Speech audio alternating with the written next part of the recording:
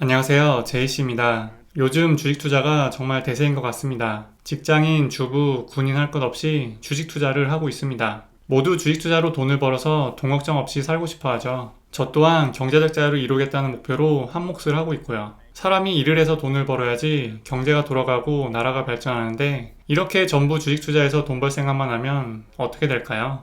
이런 고리타분한 생각을 하기 때문에 우리나라의 자영업자 비율이 높은 걸 수도 있겠습니다. 금융선진국의 경우 나보다 자본 수익률이 높은 기업에 투자해서 나의 자본이 효율적으로 사용되어 나에게 더 많은 이익이 돌아오는 걸 당연하게 여기는데 말이죠. 아무튼 이렇게 다들 주식 투자만 하면 소는 누가 키우죠?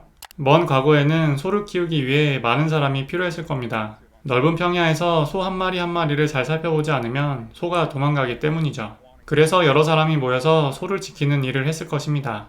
이렇게 소를 키워서 버는 돈이 1년에 100원이고 이것을 4명이서 25원씩 나눠 가졌다고 치죠. 그런데 이렇게 4명이서 소를 지켜도 소가 도망가거나 늑대에 물려 죽는 경우가 종종 발생했습니다. 그래서 어느 날 사람들이 각자 5원씩 돈을 모아서 20원짜리 울타리를 만들기로 결정했습니다. 자본을 조달하여 울타리라는 유형자산을 취득한 것이죠. 넓은 평야에 울타리를 치고 나니까 굳이 4명이서 소를 지켜볼 필요가 없어졌습니다. 가끔 소에게 여물을 줄 한 사람 정도만 있으면 됐죠. 소들이 울타리 안에 있다 보니 잃어버리는 소도 줄어들고 늑대 같은 짐승들에게 공격당하는 이도 줄어들었습니다. 그래서 소를 키워 버는 돈이 100원에서 150원으로 늘어났습니다. 20원의 자본을 이용해서 150원을 벌게 되었으니 130원이 남게 되고 소 여물 주는 사람한테 봉급으로 10원을 주고 남은 120원을 4명이서 나눠 가지니 한 사람당 1년에 버는 돈이 25원에서 30원으로 이익이 증가하였습니다. 게다가 제일 좋은 건 일하느라 보내던 시간을 아낄 수 있게 된 거죠. 사지 멀쩡한 사람이면 하루 8시간씩 땀 흘려서 일해야지 하는 후구는 없으시죠? 이 다음 해부터는 울타리라는 유형자산은 그대로 남아있을 테고 유지 보수비 정도만 들어갈 테니 각자 버는 돈은 더 늘어날 것입니다. 이게 주식시장에서 자본의 역할입니다.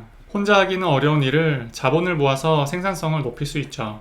이렇게 생산성이 높아지면 일소는 자연스럽게 줄어들게 됩니다. 따라서 모두가 주식 투자로 돈 버느라 소 키울 사람이 없어진다고 걱정할 필요가 없습니다. 그런데 만약에 소밥 주던 한 명마저도 월급은 더 이상 필요 없으니 나도 소 키우는 거는 그만할란다 하면 어떻게 될까요? 그 역할이 꼭 필요한 거라고 생각되면 봉급을 올려주겠죠. 아무리 소 키우는 게 재미없더라도 높아진 봉급을 보고 그 일을 하려는 사람이 생길 테고요.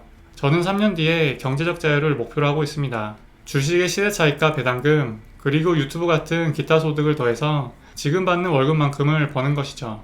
이 목표를 달성하고 난 후에 회사에서는 더 이상 배울 게 없다고 느껴질 때 그만둘 생각인데요. 만약에 회사에서 이봐 제이씨, 지금 월급의 3배를 주겠어. 그러니 조금 더 다녀보지 그래? 라고 한다면 글쎄요.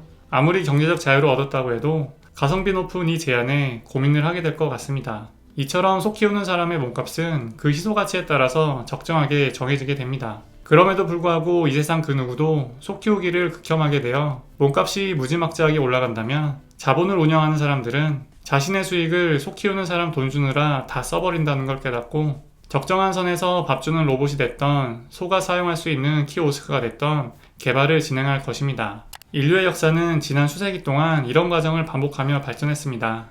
석탄열차에서 증기기관으로, 쟁기질에서 트랙터로, 마차에서 자동차로, 손에서 하던 계산에서 컴퓨터로 이 모든 것이 제품 개발 생산을 시도해볼 수 있는 자본이 있었기에 가능했고 그 자본의 한 구성을 담당했던 사람은 돈을 많이 벌고 인생이 풍요로워졌죠. 물론 수익성이 없는 곳에 자본을 투자해서 망한 사람들도 있고요. 삐삐라든지 시티폰이라든지 성공적이지 못했던 항암 치료제 같은 거 말이죠. 그만큼 자본가의 길은 리스크가 존재한다는 것을 알아야 합니다. 마무리하면 많은 사람들이 금융소득을 늘리려고 한다고 아무도 일하지 않을 것을 걱정하지 않아도 되고요.